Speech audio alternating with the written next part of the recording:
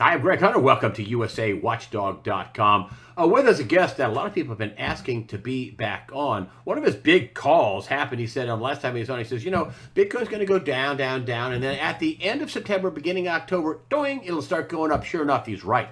He also said the low was in on gold, but it hasn't taken off yet. He said sometime this year.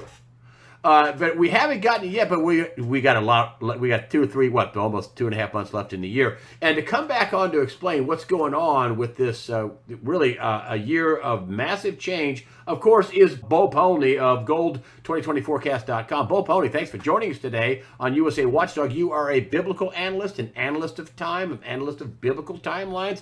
Bo, thanks for joining us today. Greg, as always, it's an absolute pleasure to be here in USA Watchdog. You are the light in the darkness, and I appreciate everything you and your family and particularly your wife do. Thank you, because you really, every week you just have been a machine and you don't stop speaking the truth. Thank you.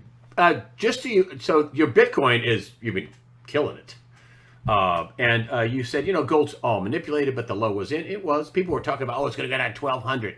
Same thing with Bitcoin. It's going to be 20,000. You were like, no, it's going to go down some, but it's going to go. And where are we at? 54,000 on Friday.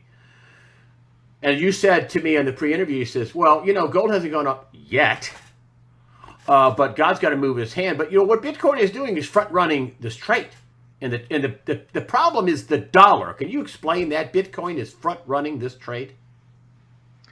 The simplest thing I can describe is Bitcoin itself, because it's unlimited, there's only so many of them, they can only control it so much. So Bitcoin years ago was under $1. Then it was $1, then it was $10, and then it was 100 and 1,000. And all they can do is keep bashing it via the news to try to say how horrible it is. But ultimately, the most horrible currency in the world, Greg, is the US dollar.